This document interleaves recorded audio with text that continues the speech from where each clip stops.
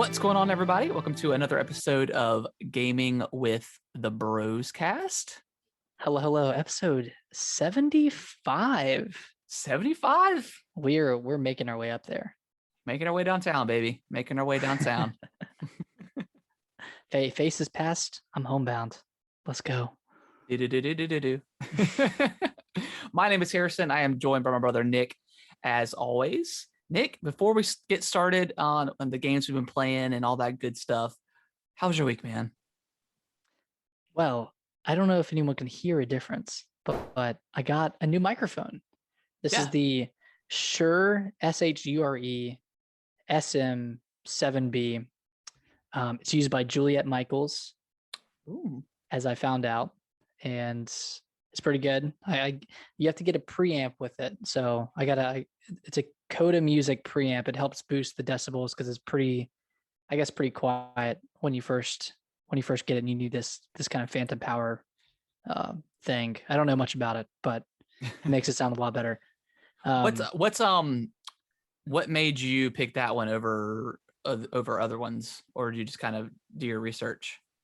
Yeah, I kind of did my research, and I half stumbled upon it. I got it's called a rack award through EY or through my company, and I was able to turn it in for some Amazon money. So I was kind of thinking about what I wanted to buy, whether it was like a new acoustic guitar or a new mic or something. And I realized I just really needed to change the strings of my guitar, and then I wanted a mic instead, because I really wasn't happy with the one I had previously, and that was the MXL 770.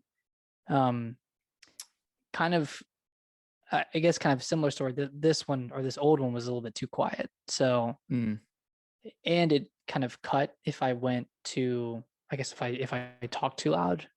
I don't know if that ever came through on your end, but it felt like it cut sometimes in the podcast. Yeah, or I was just too quiet. And it's really hard to judge too, because we use Zoom. It's it's just a free software we use. So it's kind of like Skype. So it's kind of hard to judge how good a microphone sounds or is, just because it's over bandwidth and it's not in person. So it's really hard to tell. But for the most part, it sounds, usually on my end, it sounds okay. Okay. Sounds pretty good. Yeah, I'm sure it sounds fine, but just, I guess, since your side is kind of the home base with the software, it might kind of get lost in translation somewhere. So I got a new mic. Hopefully it's a lot better. But aside from that, I went to the beach this weekend. Nice. Was this kind of an impromptu trip, or was this planned? Or it was a one year of engagement / 4 years of dating celebration trip that kind of turned into a trip with a couple of friends who had a house down in Cure Beach near North Carolina Beach.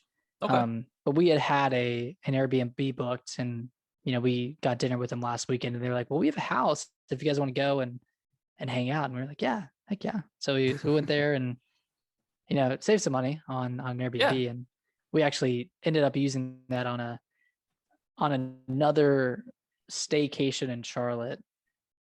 I think it's a couple weekends from now, Memorial Day weekend. We're just gonna go to a hotel and just have a night. So it was fun. The beach was awesome. Got a little burn. A little bit of a burn. I feel like I put on sunscreen, but it's hard to reapply. It's hard to religiously reapply when you're out there all day. Yeah, I'm kind of the same way. I'll apply one time, and it's a little bit easier when you use the spray stuff, because you can just kind of spray and go. But I'm really bad about not reapplying after you've been in the water and stuff. Yeah. So but usually I get burned for maybe a day, and then it just turns into tan or whatever. I usually don't have a problem with the sun. But never get too bad of a burn. Not too bad. I've never had sun poisoning or anything like that. Sounds terrible. Yeah. My wife, Brittany, she got sun poisoning, and it was the weirdest way because like she was with a friend a long time ago, but Mhm. she they had a convertible at the time, and they were riding around the convertible, and it was a cloudy day, but you can still get sunburnt on a cloudy day because you don't think about it, and there's still UV rays coming through. So she got Yeah. burnt really bad then they spent all day at the pool, and she had to miss like 2 days of work because it was so bad. Like it was, Jeez. yeah, it was brutal. And I mean, and she's fair skinned anyways, so like it doesn't help. Um, and I really don't get super tan, but I think I'm just outside doing yard work so much that I'm just kind of used to it, I guess. It doesn't bother me. Mm. But yeah, that sun poisoning can be freaking brutal. Yeah, I've Pretty gotten to brutal. the point now, and this is kind of by the encouragement and help of my fiance, but I'll try to wear sunscreen every day, or at least put it on my face when I go outside, Yeah. because it, I guess, prevents aging. So I've been trying to do that. I have like some face sunscreen that I'll use. It's like 15 SPF. Yeah. I need to start getting into the habit of like putting lotion on like my face because especially Yeah, like after a shower, like my face is so dry. feels Um, good. yeah, especially like right underneath my nose and like right underneath like my mouth. Um, and I think that's just because where that's the only really places I ever got like acne growing up is like right around like my mouth area. So I think my Mhm. skin's just permanently dry from that. Um, but yeah, I need to get into a better habit about doing that. But Yeah, just yeah, start with like once every 2 days, and then yeah, take it from there. take it from But there. how was your week? It was good, man. It was a 4 day week for me. We had Brittany's. We talked about it on the podcast on Mhm. was Wednesday when we did it. Tuesday when we did the podcast. Tuesday. Tuesday, yeah. Okay, yeah. So I've already talked about the zoo and stuff. So short week. Um, and even a 5 day week is like nothing when you're at home. I feel like I could say that every week, and we usually do, Yeah. but uh, pretty standard week. We didn't really do too much. I did. We have gotten 2 iPads from my grandma, an iPad Mini and like a regular iPad. Mhm. And we had given the iPad Mini to Kaylee um a couple years ago, and the first time she took it outside, she dropped it on the ground and cracked the screen.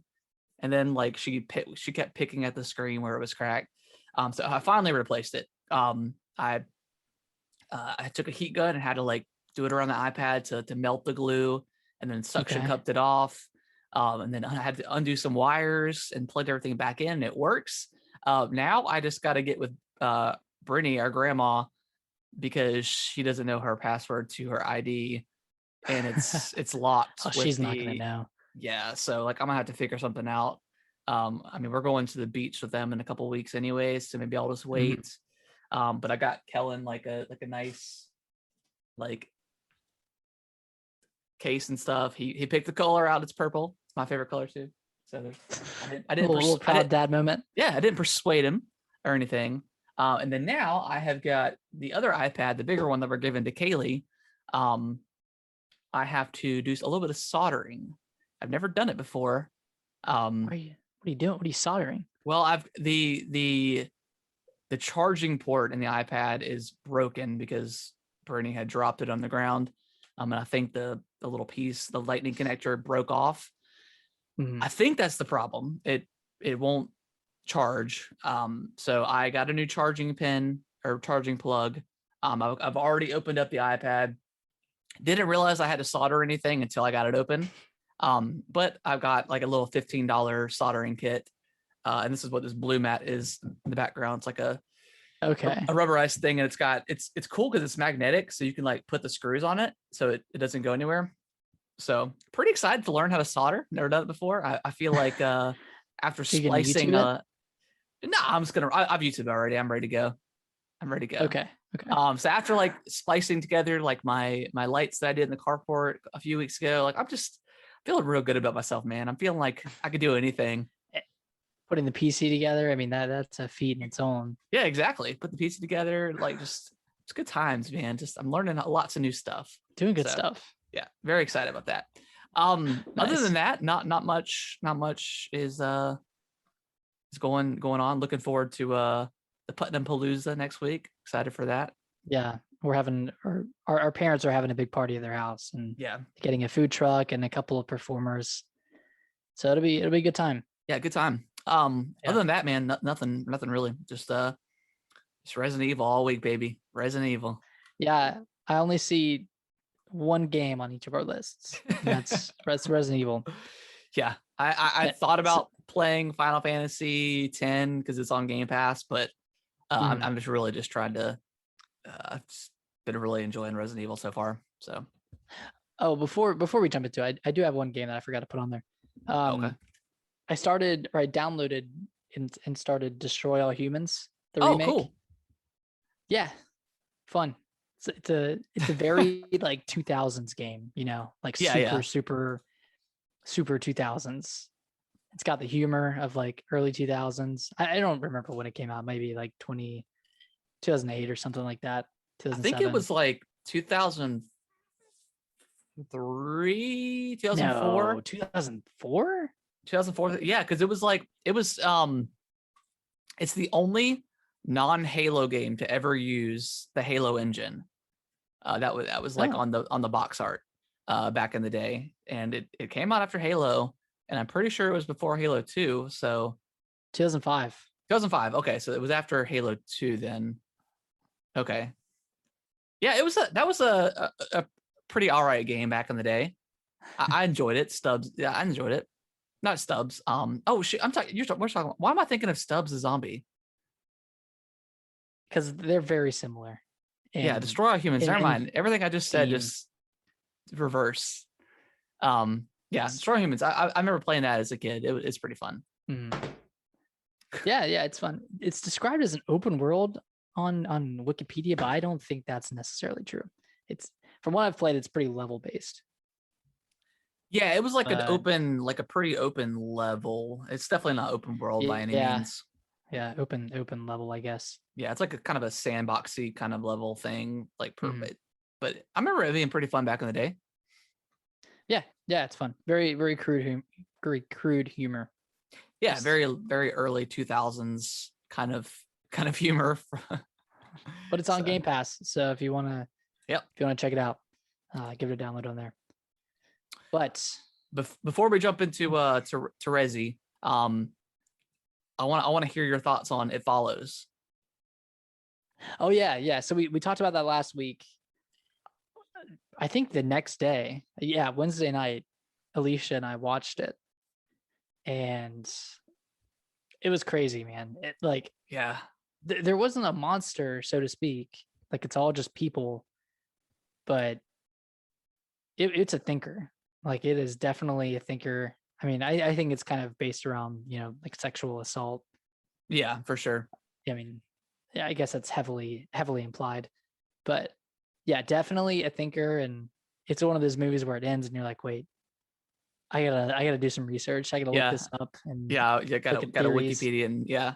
Yeah, Yeah, but it's man, it's probably one of my I want to watch it again just cuz like it's the time period is never, I don't know if you noticed, but the time period yeah, is never mentioned in the movie, but like there's kind of like specks of like different stuff. Like there's like the girl has I don't remember her name, but she's got like that the, clamshell, like yeah, the clam phone the or clam whatever, phone, whatever. or But then there's also e-reader. like, yeah, like old school appliances and stuff. And it's very like people speculated that it's kind of like almost takes place in kind of a dream world or some sort of like alternate reality. I don't know. Yeah, Yeah, same with the seasons. You never know what season it is. it's definitely a thinker, and it's probably one of my favorite horror movies. Like as of like late generation, past like 10 years. It's really good.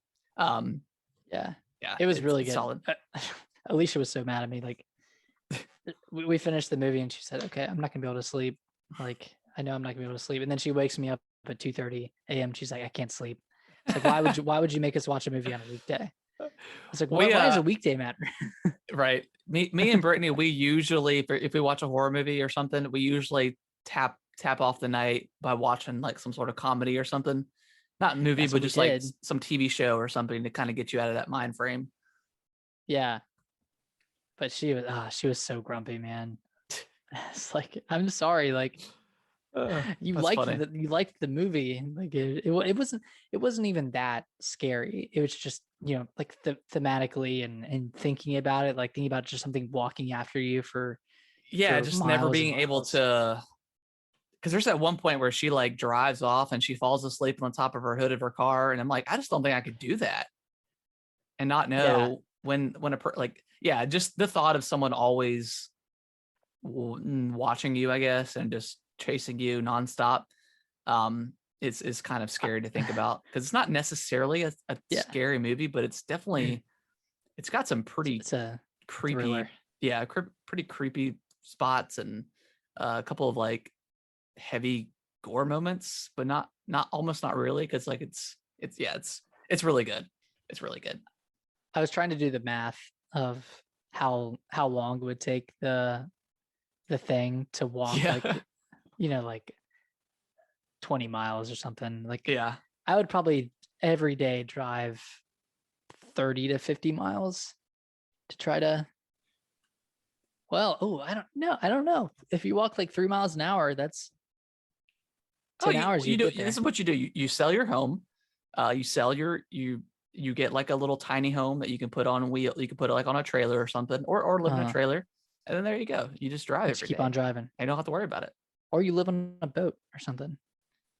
Yeah, that's the weird part, is it, because like there's never really water, and well, I don't want to spoil anything, but because I do think it's a really awesome movie to watch. If you guys haven't watched it, it's a solid thriller.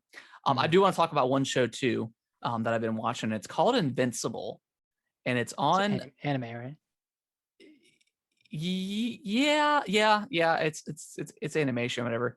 Um, Mm. but it's on Amazon Prime. It's made by, or it's written or created by Robert Kirkman, which did like The Walking Dead.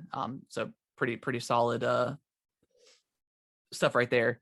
But it's basically like, it takes place in like a world of superheroes. Like superheroes are a well-known thing. There's, Mm. well, like aliens and stuff, but like just and it's a very brutal show, that like there's dismemberment and people getting their heads exploded. Um, Yeah. there's 8 episodes. They're like 45 minutes a piece, so it's a pretty long TV series, especially for like a cartoon.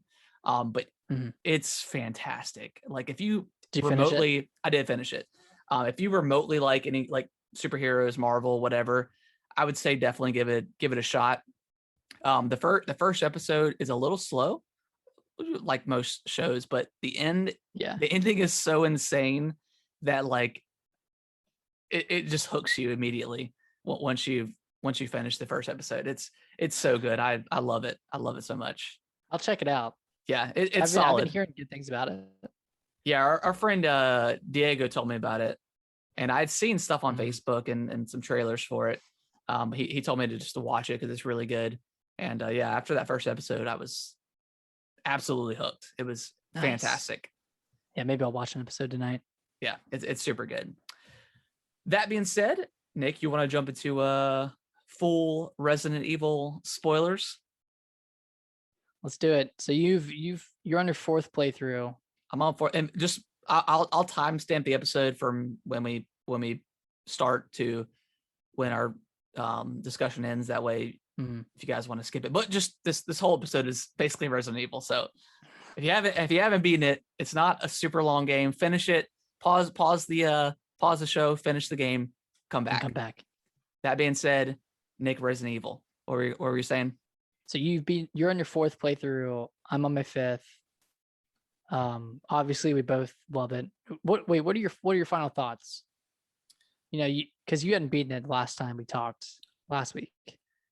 I thought it was great. I thought that the ending was cool and made a lot of sense, and well, I guess we'll just jump into it. But like when you find out that the Ethan is a mold, pretty much, right? Like He's been dead the whole time. he's been like dead the whole time, I guess. Mhm. Um, and that's why he can repair himself, which is, Finally makes sense. it finally makes sense, because yeah, the fact that he like screws on his hand again, like I'm like, They like gotta explain Capcom this somehow. hates Ethan's hands, and then like when I he's mean, been, it's the best way to do their body horror, because like that's the only thing you can do, I guess. yeah, As a because first person. you never see him, like you never see his face, and even in like Mhm. the the concept art of like the character models, like they blur out his face.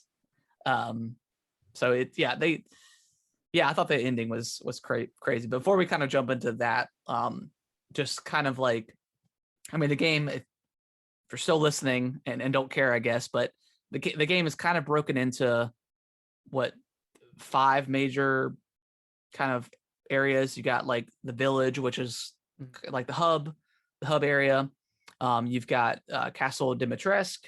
You've got the House Beneviento. House Bienventio, and then the water mill, right? The water mill area. Moro's Reservoir. Yeah, the reservoir. And then you got the factory. And then the rest of the game kind of takes place in kind of rehashes of where you've played before. So let's start with the village, like when you first open. Yeah. So I think we talked about it a little bit last week, but such an awesome kind of opening to the game. What were your kind of thoughts on that? I loved it. I thought it was so reminiscent of Resident Evil 4 with that initial like horde battle, and then you hear the bell at the end, and Yep. everyone kind of runs away, and then you make your way into like the demo section. Yeah. So I thought that like that opening 20 or so minutes was pretty amazing, and really set off the game at a strong point. Like you immediately get like a pistol and a shotgun, and then you're just frantic for like 5 minutes running away from all the Lycan, and eventually the big guy comes in and just like terrifies everybody. Yeah.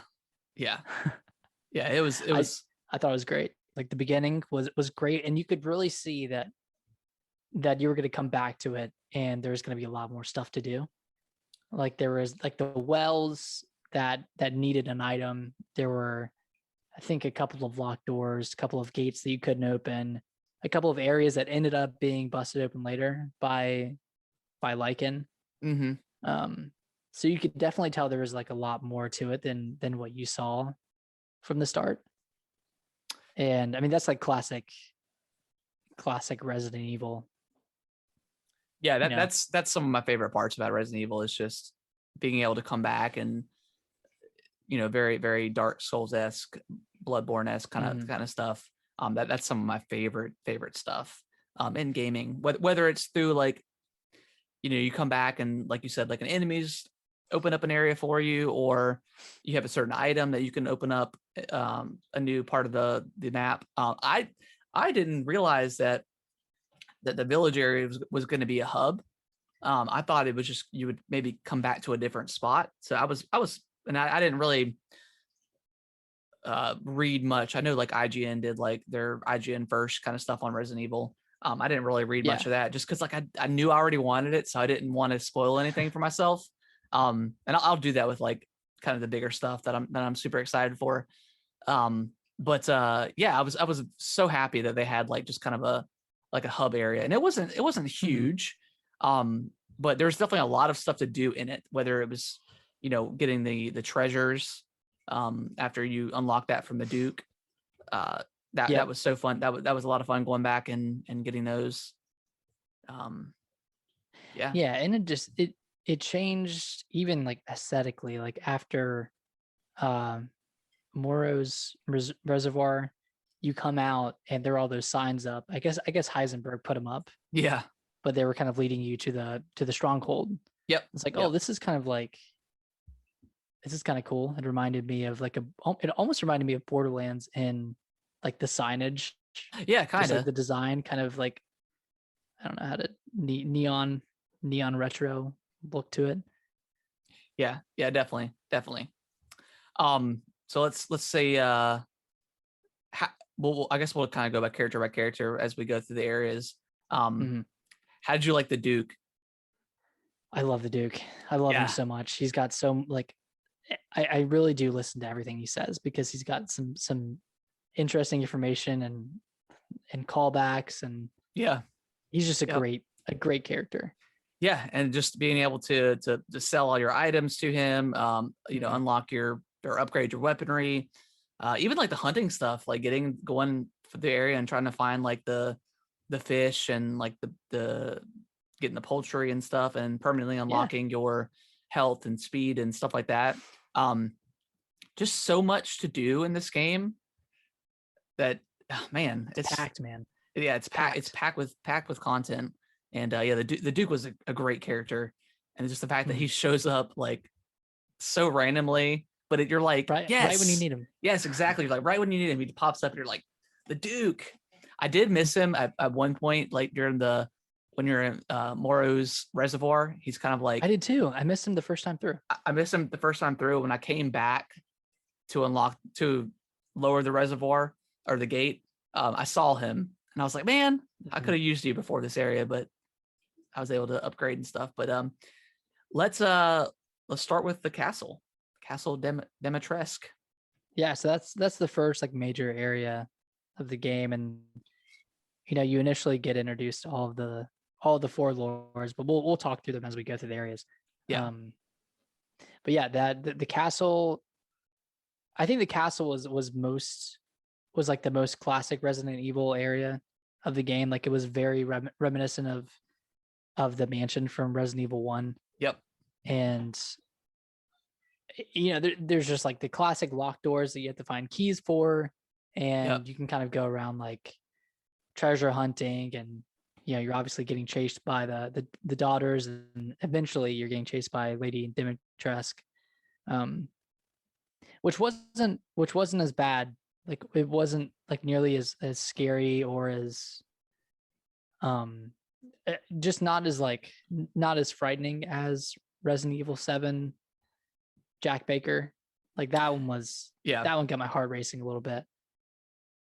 yeah. I was very shocked to how fast you kill one of the first daughters. Hmm. And again, I think it was kind of brilliant on Capcom's marketing team that the fact that they concentrated so much on Lady Dimitrescu and just the castle area that like everything else was kind of, I wouldn't say secretive, but like a breath of fresh air. Like you just didn't Hmm. realize what to expect. So I thought that was pretty smart. Was kind of sad that they didn't last that long, just because I thought Lady Dimitrescu would have more of an impact on the overall I know. story. But nonetheless, it was still an excellent area. Um, Hmm. and yeah, I mean, what's kind of like some kind of the major parts of that area that you really liked, or is it just kind of like the whole Um, thing? yeah, I really liked the whole thing. I liked getting out into the courtyard, and I think there were the two separate areas you can go into from there. Um, Yeah, I really liked both of those areas, and then I guess once you come out of there, you're chased by Lady Dimitrescu. I do wish there was like an actual, I don't want to say an actual fight, but a fight with like her human form before she transforms into her dragon. yeah, But yeah. I, I don't know why I wish that, but I don't know. She's such a cool character, and then like she does her classic Resident Evil transformation into some Yeah, something huge. transformation to some ridiculous monster. Yeah, Um, I did like the fact that yeah. like when you first when you're sneaking up on the window and she's talking to Mother Miranda, and then Mhm. you go into her room and then you grab the key and you unlock the door and she like walks in and Just like she's just so ridiculously tall and like in your face. yeah, But it's so funny, like every villain in Resident Evil is they can kill you at any point, but they always play with you. I just never do. I'm, it's crazy, but It's like required. yeah, exactly. I did like the fact of like learning that like all the women were turned into to zombies at like in the cellar area. If you read like the memos and stuff, all the maidens and stuff, all the females were turned into zombies, which was cool. Um, and Oh, a lot of that I stuff didn't was realize that. if you go like this probably one of the first games I've ever like gone through the concept art and like actually read them Mhm. because like it's so interesting. That's some good concept art. Yeah, yeah, it really is. Yeah, yeah. Um, but yeah, kind of final thoughts on the castle. I loved it. I thought it was just long enough.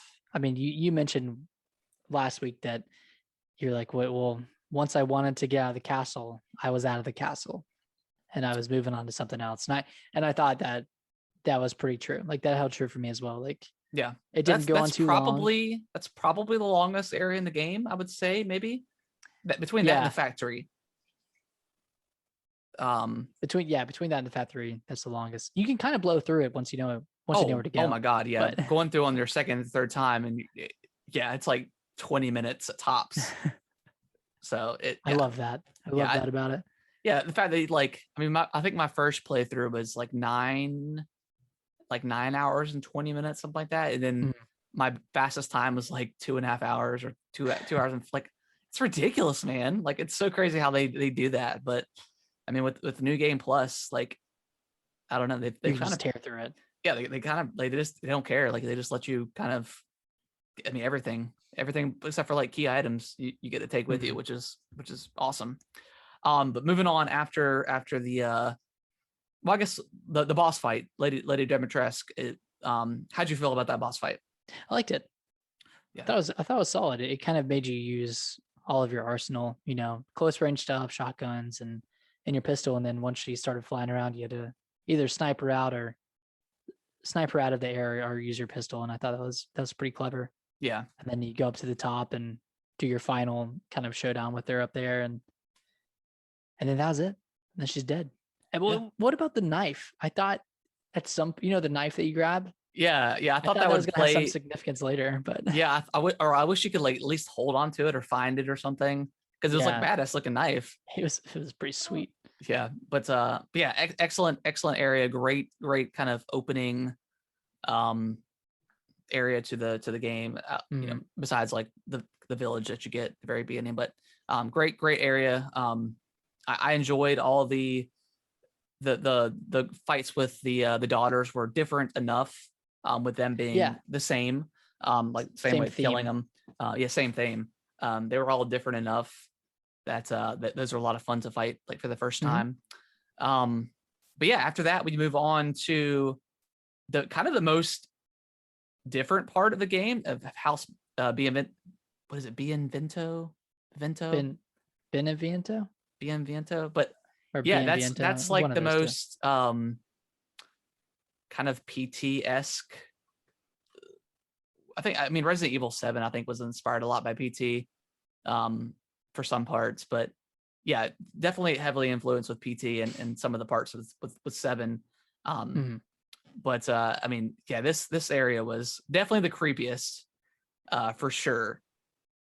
But Yes, how did by you far. how did you like this kind of opening area going into the house? Yeah, I liked the area. Oh, like the area before the actual house. Yeah, like going through the graveyard, Oh whatever, yeah, and then kind of moving in and then having those like hallucinations. it definitely set the scene. It like Yeah, it made me quickly realize what I was getting into. I yeah, was like, oh boy, here we go. This is the scary part of the game. So yeah. I turned on some lights and Well, I don't know if it's ever mentioned in the game, but in the concept art, it's mentioned that those flowers that you first run into are like hallucinogenic flowers. So that's kind of oh. kind of adds to the story a little bit. But yeah, you get to the door, you have to sacrifice like your family photo, and Mhm. then you go up the elevator and you're into it like another giant, not castle, but it's a pretty big house. Yeah, And big you spend house. you spend the first part kind of just exploring, and there's no items or anything to grab. Mhm. You're just strictly exploring, and then you find yourself going down into the to the basement, and things start to get crazy. Yeah, and then you see, oh, what's the little girl's name? Angie. Angie. You Yep. you start to hear Angie as you're going down the elevator, and then Yep. you see her when you walk into that room, and then you have to do that fairly uh fairly convoluted puzzle, I would say. At least for the first run through, I was stuck on the ring for a little bit. I was like, what do I do with this ring?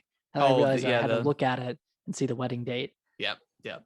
It's supposed to be a Um, a mannequin of Mia, is what it's yeah. representing. Yeah. That was a very cool way to do a puzzle, I thought. Mhm. Just but yeah, how did you once you run into the giant fetus baby thing for the first time? That was, man, that was pretty terrifying. I'm not gonna lie. Yeah, walking down that hall, like I knew something was gonna happen because you hear the baby screaming, Yep, you got the red and lights, like everything turned red. yeah, Even on like my fourth run, like it's still like kind of still just a scary. nerve wracking like part. Even though like I know exactly how to get past it, it's still just creepy. Have you Very. gotten eaten by it? No, I have not. I have not tried. I Have did it you? once. Yeah. Did you just to see what it did? No, it got me under the bed. Really? How did you? How did it get you? So, and I do this. So, okay, I guess when you go into the room, now I go from the other side and then face the door under the bed. But I did Yeah. it the other way. I think the second Oh. time through, and it kind of reaches under the bed. Oh wow. So Okay. it grabbed me, and I got to be eaten by the baby. That's is it pretty graphic? Like what? I wonder what that It's looks pretty like. gross, man. Like it sticks you into its mouth, legs first, and then Oh you god. just fades to I kind of want to black. watch that. Yeah, because Yeah. I always do that too. Because like when I first, because I went into the room and I saw that it gave you the option to go underneath the bed, and I was like, all right, I'm gonna remember this for a second because I Mm. know this has, and then that's when I ran back out, and then it comes down the stairs, and I'm like, okay, let me go all the way around, and then that way I can see it coming in, and you see its gross like umbilical cord. It's yeah, it's pretty nasty. Did Um, you ever hide in the wardrobe no, in that I didn't know room? you. I didn't know you can. I did that the first time. That one takes a while because it just kind of hangs out in there and then eventually runs away. But now, and I'm assuming you do this too, like when it's on the other side of the bed, you get out and run. Yeah, as soon as it like kind of clears like the space, I get out and run, Yeah. and like I never look back, so I don't know how fast it is. It's pretty slow. Yeah. And then that part of the end when I guess you press the elevator button and it comes down and Oh then the God. baby comes and Yeah. you kind of have to juke it out in the other room.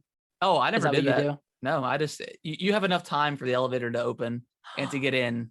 Really? Oh, I Yeah. didn't want to chance it. Yeah. If you Yeah. don't You have enough close time. it, it'll get you. It can get you It if you don't will. close Yeah. it. Yeah. Yeah. Oh But man. there's enough time where by the time it starts to close, like I don't know, maybe like a foot away from closing, the baby gets up to it, and then it like then you can see what it really looks like up close. But yeah, there's enough time. Okay. Because the first time the first time I did it, I didn't even look behind me. I was just like, oh God, I hear it coming. Oh my God. And then like as soon as the door opened, I sprinted in and like turned around and clicked the button. And then like I think the last time I went through, I turned around and like you could see it coming around the hallway, and I was like, oh my God, this is so scary. Wait, But it was already. Oh, so you got into the elevator without it even turning the corner on the hallway sometimes? so what I mean, what I yeah, so what I mean, like after like underneath the bed, You um run out I run out and you can't and go you have to right go the long anymore way. because you have to go left. And yeah, but by the time I get all the way back there, I've got enough time to activate the breaker, and then the elevator automatically comes down. There's enough time. I think you're a little bit nervous. Yeah, maybe there is. I think what happens is I'll press the button and I'll start walking the other way and then I'll see it turn the corner. And then I Oh, don't know okay. how long it actually takes for the elevator to open.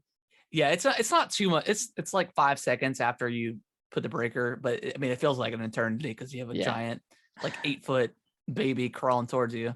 Um, yeah, Yeah. that whole area is that whole basement area is super creepy. Um, and then how'd you like the boss fight with Angie?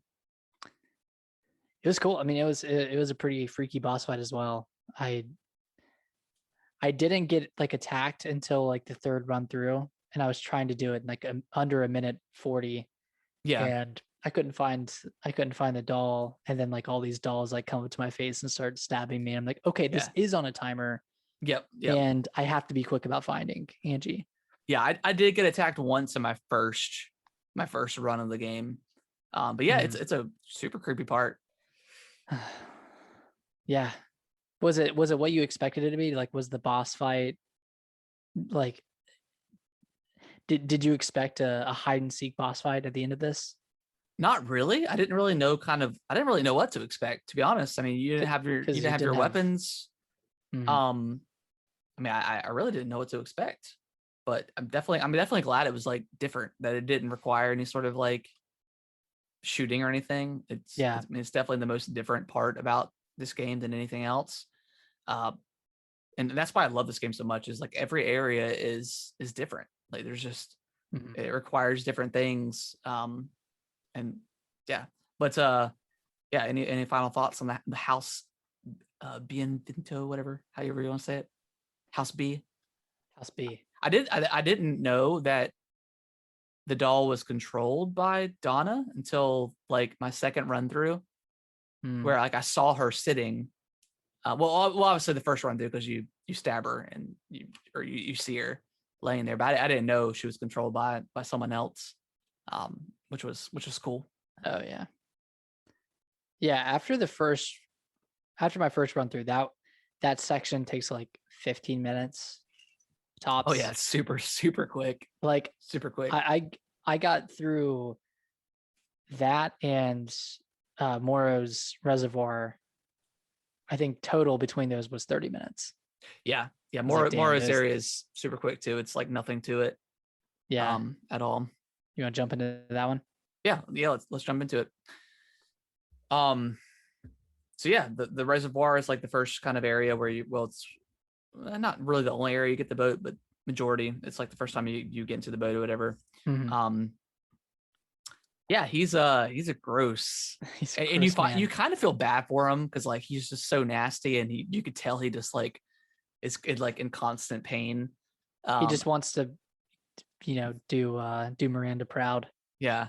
I did think it was interesting. You get like the flask right up front. I was like, oh my God, this Mhm. is like super easy. And then he sees you and starts closing everything up, which I thought Yeah. was interesting. And like just like the whole game, man, it's just like it does different things, which is No again area is cool. the same at all. Yeah. Um, yeah, and then you kind of get into the area and you realize that he's the big fish monster. Mhm. And then There's not a ton of combat outside of the part where you have to grab the boat key and you go out to that little boathouse. yep, you gotta fight the That's lichens or whatever. That's it, really. yeah, That's it until the boss. I mean, there's a couple of lichens, I think. at Well, the no, boat. yeah, at the boat when you get to it, which I definitely went to the boat first and then realized I needed a key and had to go back into the mine. Um, but yeah, I mean that area was, I didn't like love like the water stuff necessarily, uh, but it was short enough to where it didn't really matter. Like it, you know. Yeah. You mean like the part where you're kind of running away / dodging Moro? Yeah, I Moro. mean, and it's pretty easy. Like I'm talking about like Mhm. mainly about the part where you have to like have like the little gates lift up for you to, or the bridge to lift up Oh for you to go yeah, yeah. across. I died on that a couple times the first time through, but then once I did it once, it was pretty easy after that. Mhm. Um, but yeah, that boss fight with well, I guess before we get to that, any other spots necessarily in that area that you enjoyed or want to speak on? I don't know. I do kind of wish this area was a little bit more fleshed out because it's a cool looking area. Um, I don't know how they would have done it, whether it be just like more enemies throughout, but I don't know if that would have made it more annoying than anything to have like enemies on the rooftops Yeah, yeah, I'm while definitely you're glad going there through. wasn't. I did think just from the initial trailer of you showing the boat and showing Moru going across the water, I thought that there would be a fight on the boat, kind of like Resident Evil Mhm. 4 style. Yeah, So I was a little disappointed with that, but also, I mean, that part in Resident Evil 4 wasn't necessarily great. So like I wasn't yeah, necessarily mad at the end, because I thought the boss fight with Moru itself was pretty awesome. yeah. It's Um, good. but yeah, the windmill stuff was okay, you know. Then zip lining across was cool. Mm. Um, yeah, let's jump to the how'd you like the boss fight? I liked it.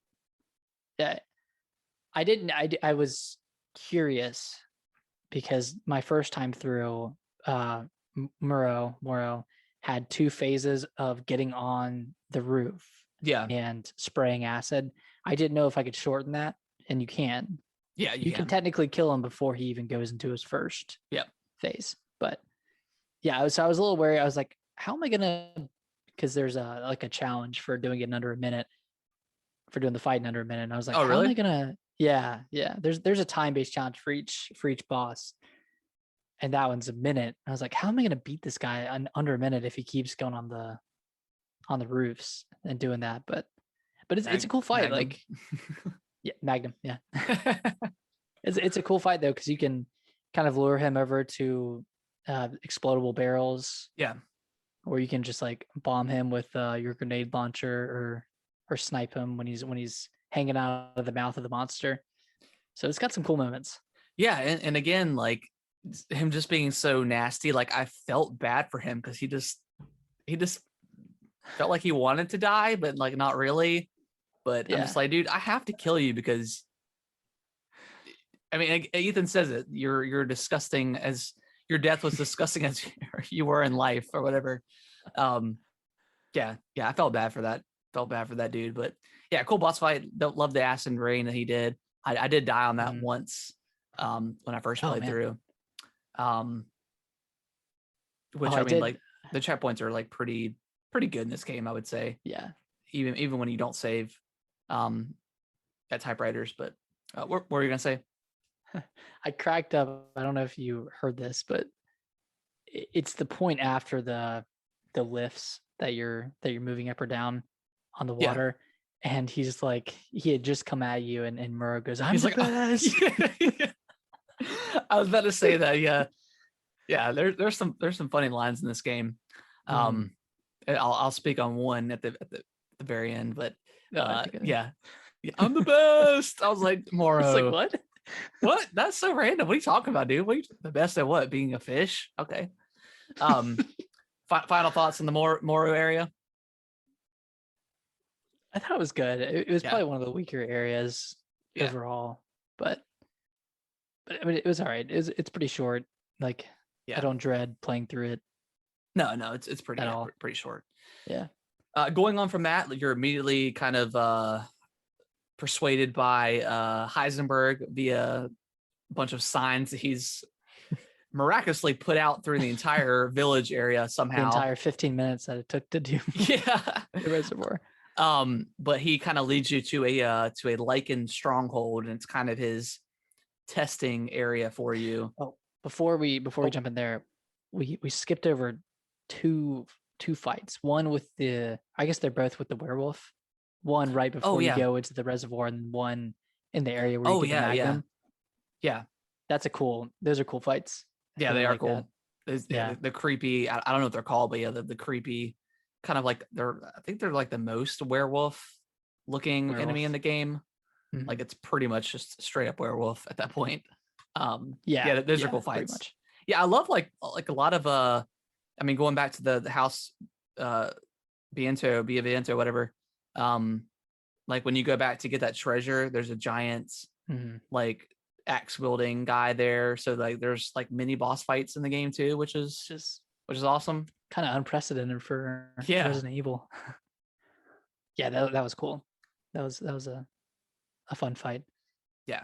And then going up to the stronghold area, there's if you veer off Mhm. to the left, there's another fight that you can do to get that treasure. That fight's pretty interesting. That was a tough one the first time Yeah, that through. one took a while. Like, just Yeah. the fight was long. The first time I went through, I was like just using everything I had on this guy. Yeah. And then the stronghold itself was pretty cool. Going through like the Mhm. lichen area, making your way up until like their kind of den. Didn't realize until the second playthrough that you could just run through it and not Yeah. have to actually kill anybody. You could just make your way through, and then which is cool. Because that definitely helped when I did my knife only run. Oh Uh, yeah. Oh my god. Yeah. I ran top speed through them. yeah, so that was cool. And then you fight Urius, Furious. the Mhm. guy from the very beginning. I'm curious. I have not gotten the achievement yet when you kill him. To kill him in like the first area when he first comes. Does he show up again, or is it a different one? Do you know? He does. He does show up. He does show up again. Okay. I think. Well. I don't think I've played through because I just like loaded a save and beat him. I don't Okay. think I played through after that. I think I started Village of Shadows. Okay. Um, I'm curious to know so that I don't because know. like the Urius at the very end of the game that's guarding the Mega Mice site or whatever, that's his actual older brother. Um he's like the Oh, one that's got like the crazy tentacles coming out. That's uh, Urius's older brother. Um Again, that's in the concept art, so it's pretty cool. Um but yeah, very curious. I want to know if that's an actual thing. I need I to, don't, I I don't, kind of want to look that up. I don't think it I is doubt it is, but because in the cutscene playing, like after you finish that initial onslaught and you get shot with the arrow or pulled outside, there's still like a Urius that jumps down. gotcha. Okay, Yeah, maybe it's I don't know. I yeah, figure that's probably the case because that's like a whole big boss fight that you don't have to play, I guess. Um, Mhm. I guess moving on from there, you at this point you've got all the flasks and you take them to the altar. Can we talk about for a second the fact that you're collecting parts of your baby, Yeah, that was and pretty Ethan is just gross. like, okay, I'm gonna do this. Yeah, I wonder what like. I mean, if you think about it, it's gross because like, Mm. why do they have to cut up the baby and then at the very end, like the baby's back together? Like it's weird. It's just a mold or whatever Metamycete baby, so it can do Yeah, that kind of stuff, I guess. I guess. Yeah, it's super weird. The whole game's weird, man. Um, Yeah, but yeah, you get the get all four flasks, you put them in the altar, and you make your way to like the last kind of big area of the game, which is Heisenberg's factory. yeah, that was weird. That was also kind of weird because why did those parts open up the entrance to the fact for to Heisenberg's factory if those are used in like a ceremony, you know? Yeah, I don't really know either. That's a good question. Yeah, why does it open up his factory? Or maybe Because he wasn't going to do anything with it, right? well he wanted to use it, he wanted to use Rose as a weapon, right? Against Miranda. Yeah, but everybody had a piece. Like every lord had a piece. So Miranda must have known that it went to open up Heisenberg's. Oh, wait.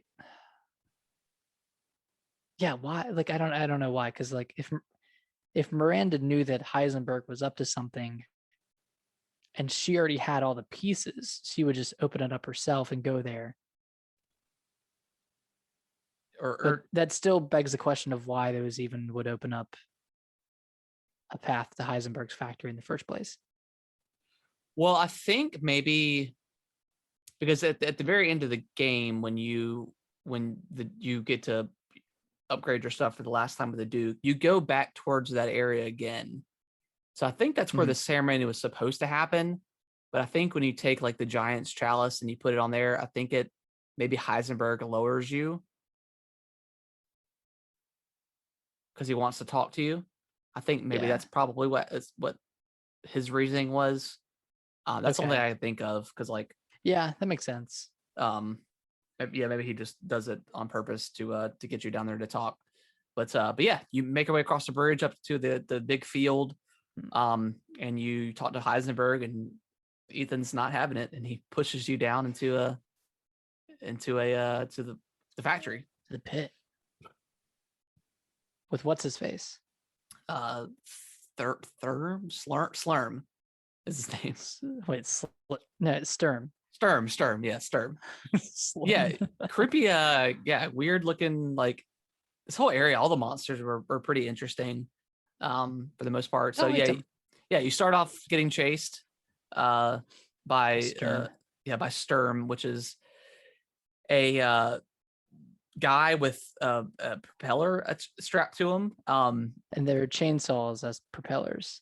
I don't know if you Yeah, noticed. Yeah. yeah, and His arms he's are cool. armless. He's so stupid. He cut off his arms.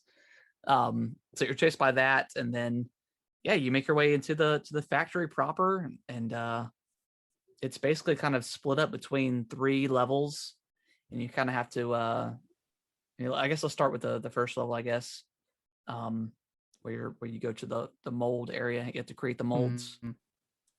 Yeah, you cut the molds for the keys, and what else do you do? I mean, you fight like the new kind of constructed enemies that were made by Heisenberg. He's making them in this factory to eventually fight Miranda. Yeah, And these guys have like what is it called, like drills for arms, I think. drills for arms. Yeah, they've got like a little. They've got weak points on their body. Whether I think one's on its back and one's like on its like heart. I guess. Hmm. That's kind of like the weak spots. Yeah, very different enemies, and that's I guess the biggest improvement from 7 to 8 is just the sheer number of The enemies in this variety. game. It's insane.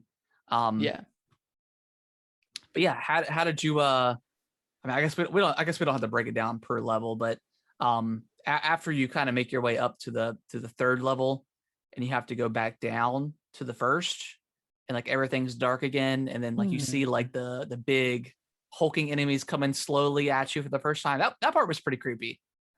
Yeah, it was. It was freaky. I was like, okay, what's this game gonna do next? Yeah, yeah. The first time through, I just ran past them. Oh, you I did. did? Okay. Yeah, I didn't fight him. The second time because I didn't know if I could kill him or not. So the second time Mhm. I like shot him with a grenade launcher and it blew off his armor, and then he was Yeah. just a regular enemy. But I thought it was definitely I pretty impactful moment when it's completely dark and you see them slowly coming kind of towards you. Yeah. There's like, I think there's notes somewhere throughout the factory that tell you that you can blow off pieces of the armor, Yeah, or that they were like weak to explosives or something. So I think yeah. that's how I knew that I could attack him. So I just threw like pipe bombs and grenade Okay. launchers at it, and just, yeah. Yeah. I did not take it on with the knife though, on the knife only run. No, I no, just definitely not. walked on Definitely by. not. And then you make your way back up and you fight Sturm, which was Mhm. I thought was a pretty cool boss fight. I mean, it was like a classic bull boss fight or whatever. Get out of the way and shoot its back. Yeah, but it was still fun. It was like I like the fact that it's like a hallway, and then as he is breaking it, it becomes like a giant or not Mhm. like a big arena, I guess, a big room, Yeah. which was I thought was pretty interesting. Yeah, it was a cool fight. I definitely fared better with it on my subsequent playthroughs. I was Yeah, struggling a little bit just to get him on the first playthrough, and then when I did the knife run, I think that was my quickest time.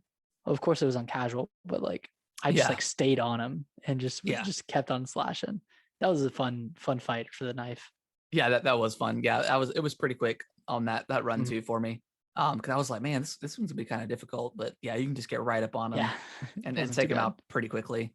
Especially if you have Chris's like The curved knife or whatever. karambit. Yeah, yeah. That thing was awesome. Uh, Yeah. I don't know if I would have gone through it without it because the other knife was terrible It compared was to it. weak. Yeah. And then you make your and then after that you've run into Heisenberg again and you get knocked down again, and even Ethan's like, seriously again, which Oh was yeah. pretty funny. And then you run into Chris, and Your boy Chris. yeah, and then you get into this. I don't know if Chris built it or what. Like He this, did, yeah. he did built it. Okay, it's like a this weird little like tank that's got like a chainsaw on it and rockets and a machine gun, and then yeah, it was. I was like, what? Dude, what the heck is this? I was like, oh, this is the moment that all the reviews were talking about, Yeah, where it turns into like a shooter. yeah, exactly. And then you go back upstairs and you fight Heisenberg as a mutated Heisenberg. Hmm. Again, I wish, like you mentioned with Lady Demetresque, I kind of wish you got to fight him prior to him being mutated, but I thought it was a pretty cool boss fight. It was pretty easy as boss fights goes. I mean, most of Yeah. them are pretty easy in this game, but it was definitely like a very flashy Yeah, boss it fight. was. It was very, very flashy and very fun. I liked it. And then Yeah, of course before you get to the boss fight, you get all the background from Chris, and he yeah, at that point, does he explain that Mia isn't actually dead, or does he not?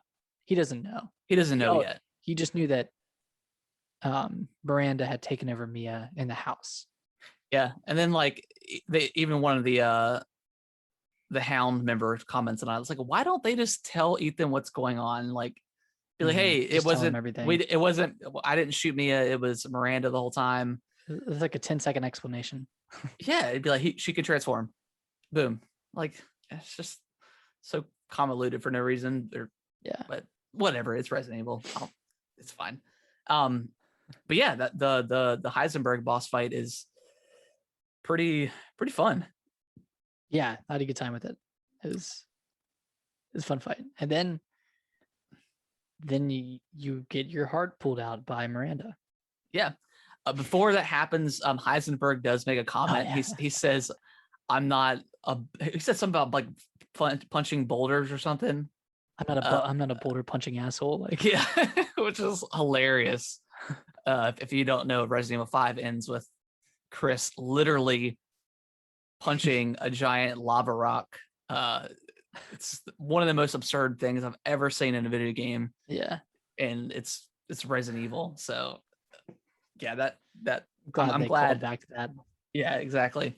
I'm glad, and they do that a lot with like the Jill sandwich stuff and all that stuff. So it's cool. But yeah, like go. You were talking about after the boss fight. Yeah, after the fight, you I guess you see Miranda in a cutscene, and then she does her dialogue, her spiel, and then rips Ethan's heart out. He falls to the ground and he's declared dead. And then at that point, it switches over to Chris's section. Yeah, he's declared dead, but they didn't find a body. But I guess there was like enough blood to, which at that point I'm like, well, he's definitely not dead. There's no way. Yeah. But yeah, and then like you were saying, then you go into Chris's section and him and his Hound squad, which, okay, so he was a part of the BSAA during 5, right? 5, and then he was still with them during 7, but he was like also helping out Blue Umbrella. Okay. And then in 8, I think he's still with the BSAA, but he's kind of formed his own rogue squad because he doesn't want them handling it, and that's why he's like so surprised when they're actually there. Yeah, and then you learn that they were using like bioweapons as like their soldiers. Which it just sounds like every corporation in this world is like terrible, just awful, the worst. Which probably not too far off from the real world, but so yeah, just what were your thoughts on Chris's section? I mean, it was super short, but it was good, clean fun. Yeah, I thought it was pretty badass. I did struggle a little bit on the knife only run when you have to shoot the laser at the metamycete, because you have to hold it on there for like 10 seconds at least, and there's a ton of lichens coming after you. And I mean, if you had a grenade launcher or whatever, it wouldn't be a problem, but the fact that you only have a knife, I definitely had to kind of maneuver around a lot more. Yeah, I got up on that roof and kind of tried to hold out there, but yeah, it was tough. I mean, like I guess on standard, not doing a knife only, it's not too bad. There was a lot of people coming at you, but it just shows how better equipped Chris and his team are compared to Ethan. Yeah, for sure. Yeah, with this assault rifle and but it felt good, like just being a badass for 10 minutes, because like his assault rifle was fun to use. It was super powerful, just blowing through enemies and stuff like that. So and then you're back in the village too. You're back in the village. How did you feel about the kind of the boss fight with Chris, the Urias guy you fight? I but it took me forever on the knife run for this one. I didn't know where to attack him. I was attacking his knees. Yeah, that's why I ended up attacking. I mean, it probably took me about 15 minutes of playing to actually kill him, which was kind of frustrating, just because I was like, man, this is like. And all the other ones were like 2 to 3 minute fights, and then this one was just abnormally long, and I didn't really understand. And I don't know if you tried this, but I did lock onto him with the bomb, whatever that comes down, that does count as a Yeah. non-knife Yeah, it attack. counts. Yeah, I definitely YouTubed the run prior, because I even on like the achievement, it's or like on the challenge, it says the Heisenberg fight and then the part at the end with Miranda where you have to shoot.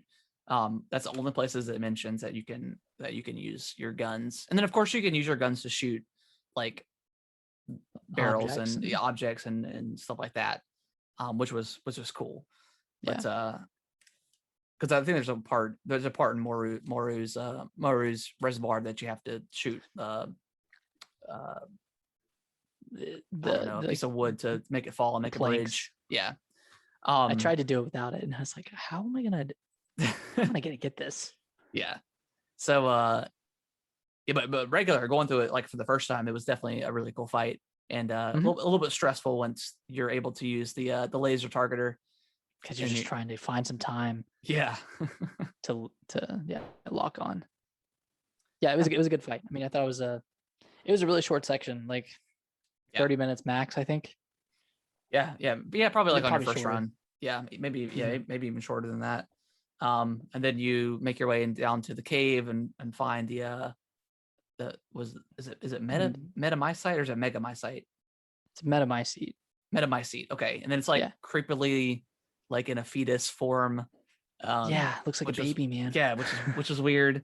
Yeah, and then you kind of get like the revelation that Spencer from like Resident Evil 1, this like the mold was like the beginning of everything, which was pretty awesome to learn. And he took his studies from that and went on to create the T virus. So was pretty awesome. As cool. I guess a lore perspective. That was cool to learn. And then you find Mia, and she's not dead. She's alive. She's alive and well. So that was cool. And then you tell her, or Chris tells her that Ethan is dead, and she's like, "No, Ethan is special." And then it cuts to Ethan in his what is it called when you're between life and death? Like purgatory or like purgatory, something. Yeah, he's kind of in a purgatory situation, and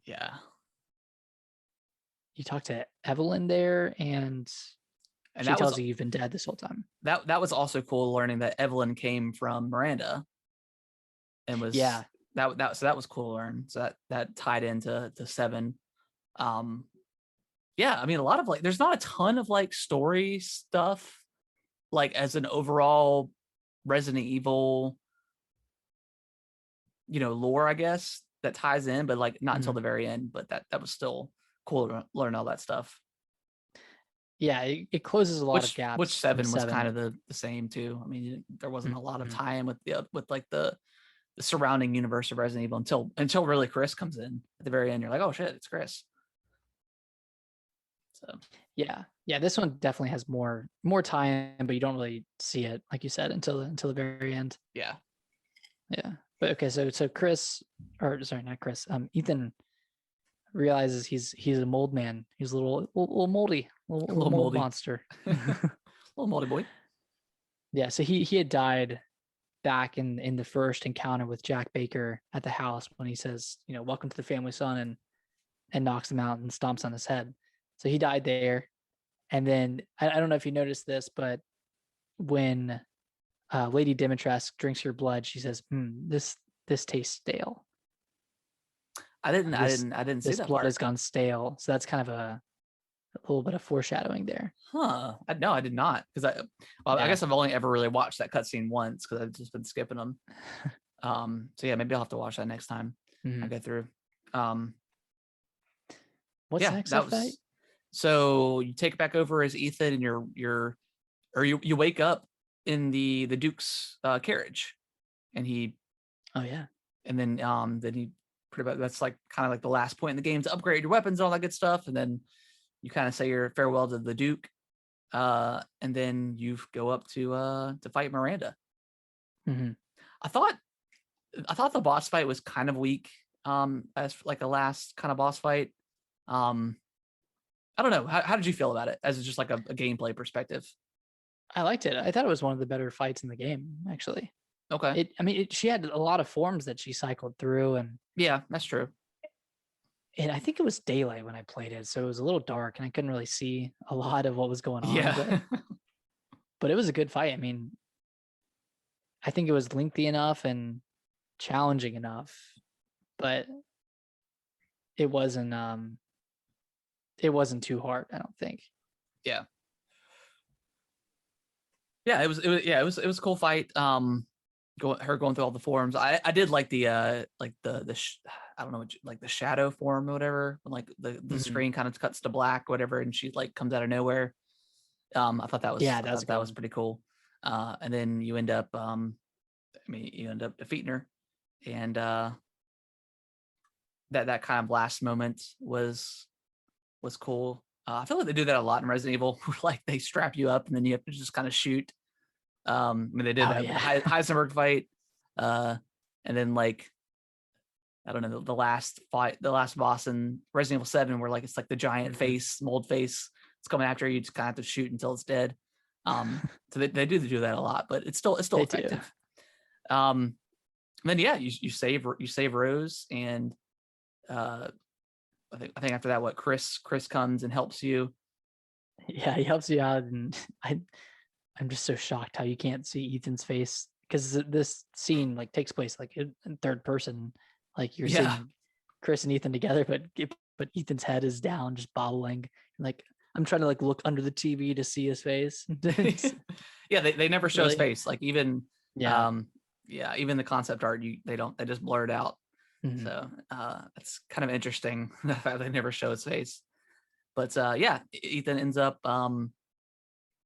at this point. I think we didn't talk about it, but Chris had planted a bomb on the Metamycete. metamycete, and Ethan takes the detonator and sacrifices himself because he knows he's gonna die, because he's already like on the brink of death. I mean, his hands have been cut off 1,000 times, so you can only take so Yeah, much. they were like molding Yeah. off, falling to ash at this point. Yeah. So he knew, I think. Yeah, definitely. And with Miranda and the metamycete being kind of the origin, I guess that probably had something to do with it too. I would imagine. But yeah, Ethan sacrificed himself, and you Mia, Chris, the hounds, and Rose, they all escape in the helicopter or the plane. And then that's when it's revealed that the BSAA were using the bioweapons as their soldiers in the field. So I got a feeling there may be some DLC for that moment specifically, because if you want to talk about the next part after that, the kind of like the epilogue, I guess, maybe you don't play anything, but you want to talk about that part? Yeah. So did it say how far it skipped ahead? I can't remember if it said anything, but I'm assuming like 16 or 17 years, because she's pretty old at this point. Maybe not that far, maybe 14, 13, 15 years, something like that. No, she's I mean, she's at least like 18, I would say. Or so at least 18. But my theory is that, and we're talking about Rose. My theory is that she ages faster than other people, like Evelyn did. So I don't think it's that far ahead in the future. That could be. Otherwise, Chris would be like 60. Yeah, but you don't see him again. So I don't know. I mean, exactly. You don't see Chris. You don't exactly know.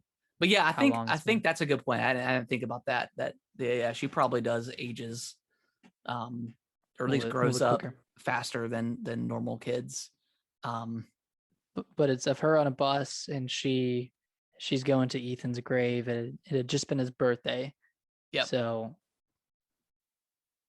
yeah, we don't know how long it's been. It could have just been a year, based off of the trajectory of Evelyn's growth. But she goes to the grave, and then looks like some of Chris's guys, some of the BSAA show up, and they like need her help. Apparently, she's working with them, right? They call her Evelyn at first, and I'm like, what? And then he's like, I'm just playing. Yeah. She's like, don't call me that ever again, or something like that. I was like, dude, wait.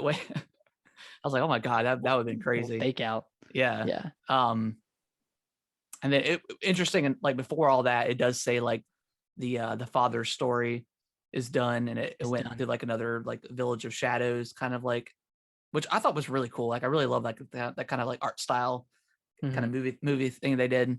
Um, but yeah, just and then she takes off in the car with the agent, and then some sort of mysterious figure is beside the vehicle when it goes like in the foreground, and you don't know who it is. Who do you think that is?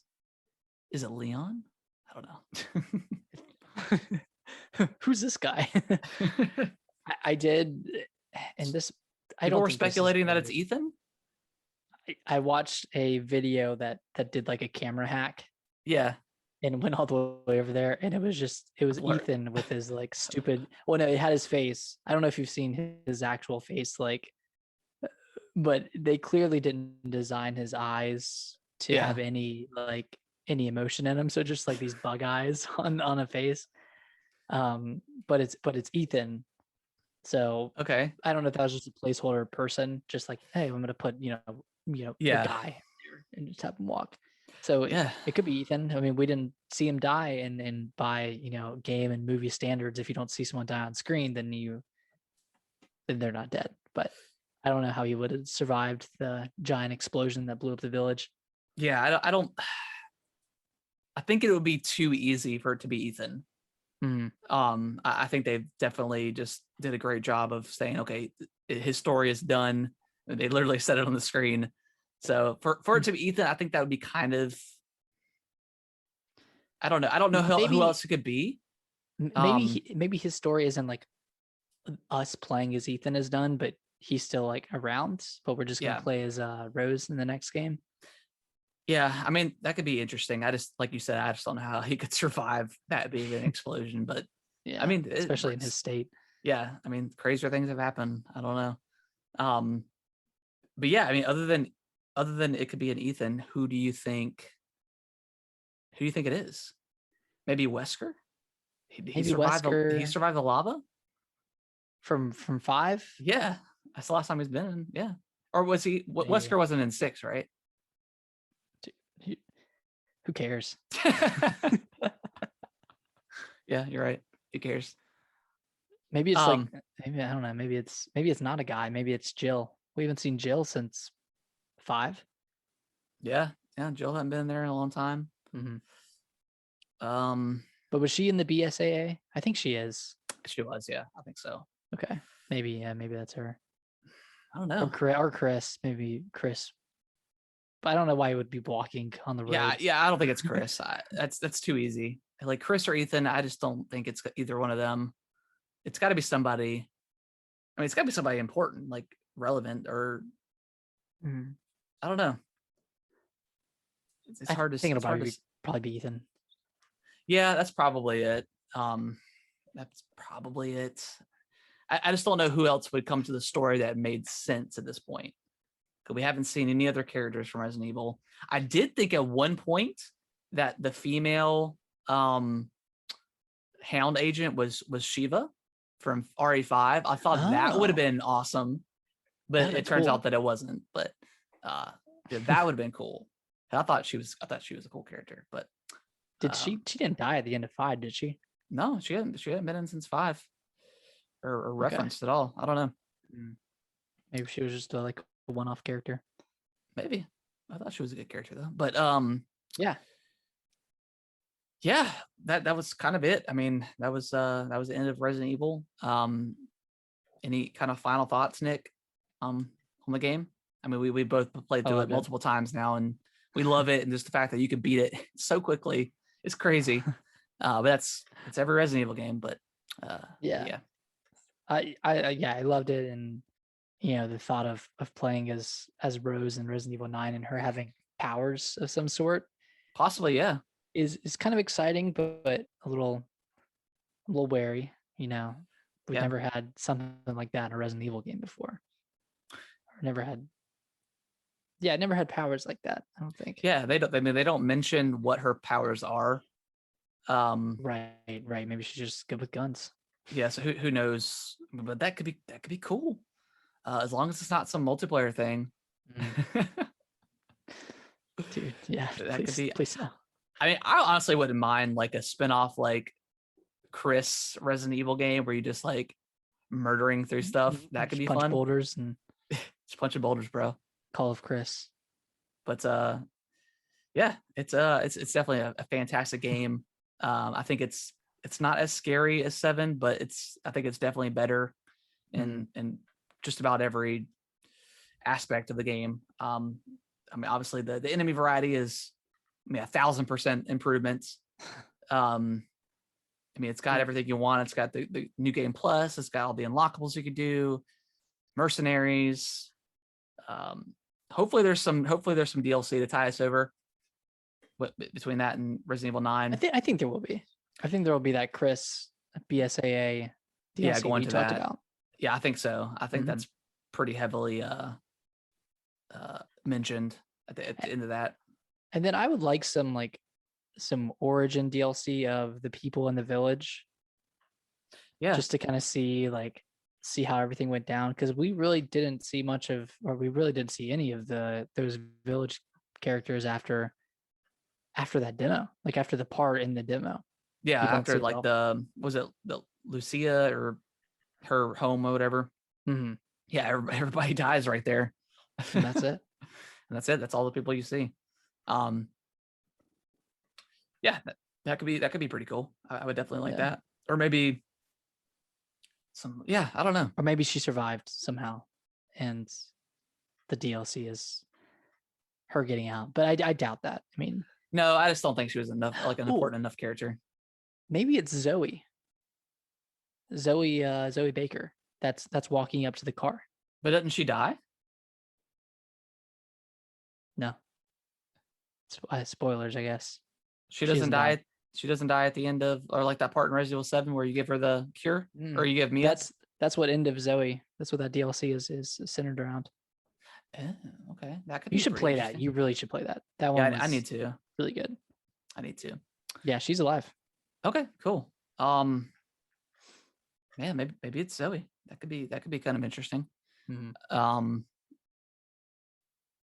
Yeah, just great game. Great game. I'm sad that it's like pretty much over. I do plan on trying to 100% it. Even the mercenary stuff, I didn't think that I would like it, but I've gone through like the village area, like that first area, about 4 or 5 times now, and just had a blast each time. Yeah, it's fun. Yeah, it's definitely cool. It's fun. Definitely cool. But yeah, that is going to wrap up the Resident Evil talk. Let's quickly jump into news here.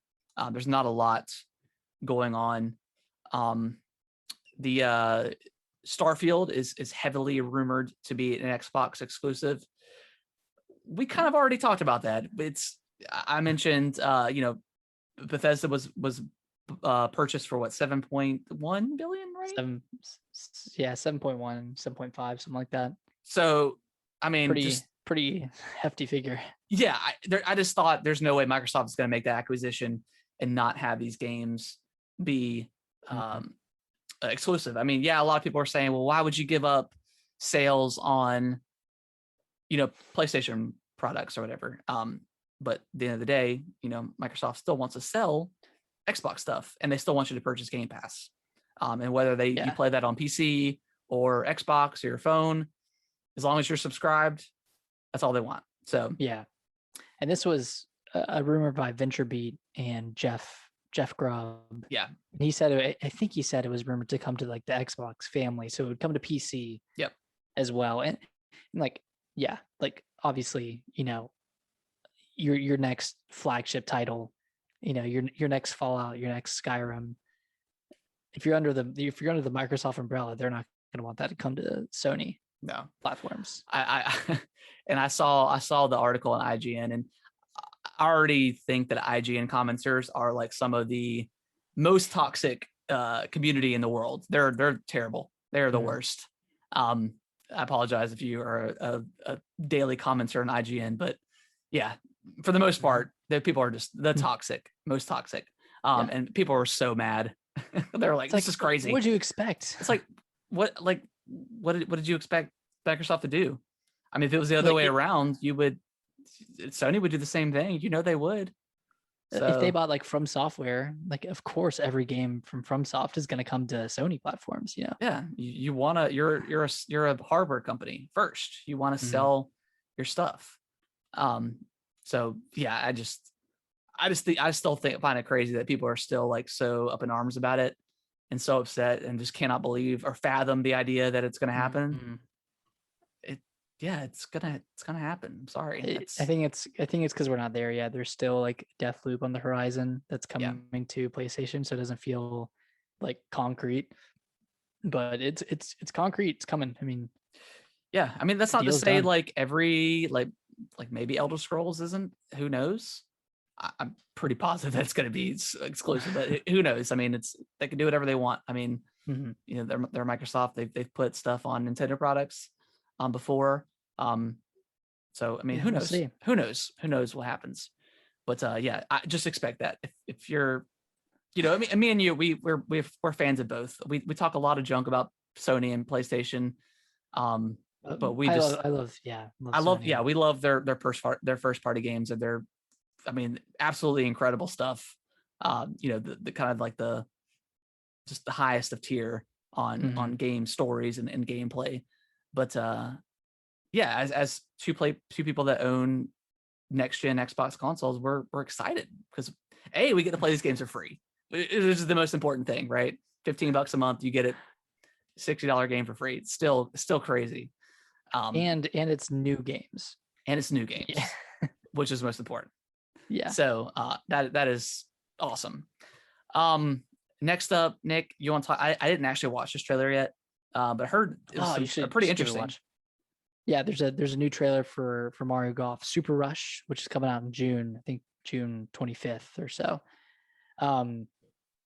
They showed some courses, showed that speed, I think it's like the speed rush mode where you literally race through a course. Yeah. And this looks pretty chaotic and pretty fun. I'm excited for this one because you just race to your ball, hit your ball, and then race to it again and try to finish the fastest. And then there are When like some special moves you can use and a bunch of stuff. But when what does was this your come question? out? When does this come out? June 25th, I think. So it'll be After the beach. after the beach. Yeah. Bummer. They showed off the motion controls a little bit more, so it looks like it functions decently similar to Wii Golf. Yeah. Like the basic mechanics are the same, where you choose where you want to hit it, and then you choose whether you want it to curve left or right, and then it's like the same Wii swingy motion, which I'm really really excited about. Yeah. Love I hate Wii motion Golf so controls, much. but yeah, Wii Sports was Yeah, just some of the best like memories I'm of gaming. I'm ready for that Nintendo Switch golf club peripheral to come out. Yeah, exactly. Exactly. Yeah. So But yeah, yeah, it looks cool. and I mean, then yeah, I like the fact that King Bob-omb is a character in this game, which yeah, is and awesome. Pauline. Yeah, and Pauline, which I think King Bob-omb, this is his first appearance since '64, which is awesome. Like, Yeah, yeah, good for King Bob-omb. Heck yeah. yeah, And then it's cool this stuff. last one I kind of threw in there, not necessarily video game related, but still interesting. So it was there was like a report that Walmart and Target were suspending the sale of Pokemon cards just in the last, like, especially this last year, like the sale of Pokemon cards and just YouTubers finding these super expensive like Charizards and reselling them for like hundreds of thousands of dollars. Um, the YouTube guy Jake Paul started doing it, and I think that's when it really started taking off. After he did it, Of course. yeah. There's actually one guy I watch on YouTube. His name is it Reinhardt? I think. Was he the one that mailed off a And card lost to it? get it Yeah, and lost it? and Yeah, it got he like he looked stolen or cool. something. But yeah, that was kind of that was kind of the starting point of it, and then after like Jake Paul and I think Logan did their stuff on their podcast, like on the air. That's when it Just really, ruining it. yeah, that's when it really took off. But yeah, I mean, I've been kind of nostalgic and wanted to buy some packs, and like every time I've been to Target or Walmart, nothing. So it's not a lie, and Really, I've nothing? seen, yeah, nothing. I've seen nothing. Um, and I've seen there's been like stories and stuff of people just being assholes to each other. I know Target and like especially Target, they were already limiting the sale of the cards, so you could only get like one booster pack per person, like 10 per person. So I think Walmart came out and said a statement that they're not suspending the sale of Pokemon cards, but I think Target did, and I don't know if they did. Yeah, I don't know if they plan on bringing it back anytime soon. Probably just not worth it. Just have to go through the extra trouble of I'm sure they don't passing make out that much cards and money stuff. off of them. No, not at all. And then just like the whole like when the Pokemon cards were in McDonald's for about a month, like people were going nuts, like buying $300 worth of Happy Meals to get these cards. I'm like, just all these grown men. Yeah, all these scalpers. Men and And women. like, I was like, that's cool, but like, get it for the kids. I do have one pack. I think we went like 2 or 3 times, and it's McDonald's. The kids love McDonald's, so of course we got a pack of cards. I've got one sealed pack that I'm gonna hold on to. You're saving on, yeah. For like 30 years later, and I'm gonna sell it for $1 million. It's gonna be great. But your retirement plan. Exactly. Yeah, it's my contingency. But yeah, it's just crazy, like just so unnecessary. But I guess when there's value, so people can turn around and make a quick buck. But yeah, that is going to wrap up the show this week, guys. I appreciate everyone that has been listening to the show. We just had a huge milestone over this last couple of days. We've hit over 1,000 downloads. So that is super exciting. Pretty awesome. So appreciate every one of you guys listening. We're super excited about that. Hopefully you guys. I didn't expect us for this spoiler cast to be this long, but I didn't expect us to go like every single part. But it's definitely a lot of fun. We don't do this with every game, but Resident Evil is. I mean, we've been talking about this one for forever. So yeah, one of our. Your and I is one of our favorite franchises of all time. So it's just a great game. So hopefully you guys liked the spoiler cast. Let us know how you guys thought of the game. You can tweet at us. Nick, where can they tweet us at? They can tweet us at Gaming WT Bros. I'm remembering last week we said this was going to be a 20-minute segment. Yeah, that'll be like an hour. Yeah, there's not a lot that happened this week. So no. That was literally the only game we played. So, well, almost the only game we played. Yep. And then if you guys ever want to catch us live, every Sunday and or Monday, depending on schedule stuff, twitch.tv/gaming with the broscast. We go live at 8:30 Eastern time. So come in and hop into chat and ask us any questions or anything like that. Hang out with us. Yeah. Not with us. But yeah, that is going to do it. We will see you guys. Nothing big coming out this week, right? Just kind of slowing down until Mario, right? Mario's the next game. I mean, Mass Effect just came out. Yeah, did you pick that up? I didn't. I'm thinking about it, but okay. I may wait. Yeah, because I kind of want to play some Final Fantasy. I kind of want to open up Dragon Quest Builders 2 and check that out. It's on Game Pass. Yeah, it's on Game Pass now. Yeah, I don't know what else. I don't know what I'm gonna play next, to be honest with you. I'll probably check out Pokemon Snap if you bring that with you at the beach. I'll probably check that out maybe. Yeah, I'll bring it next weekend. Oh yeah. That'd be cool. It off to you. I still got to finish It Takes Two. Probably try to finish it this week since I'll be slowing down on Resident Evil. Yeah, not much stuff coming out right now. Yeah, I don't know what I'm gonna play either. I've been kind of just looking through stuff on Game Pass, and yeah, we'll see. Maybe I'll try out Subnautica. I've heard good things about that. A lot of good things, but I don't really love underwater games, so I don't know how I'm gonna fare with it. Yeah, we'll see. I might try it out. And you should play some more Outriders.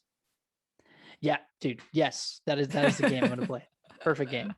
Yeah, it's a solid game. But yeah, that's gonna wrap the show, guys. We will see y'all next week. See you next week. Bye bye. Bye bye.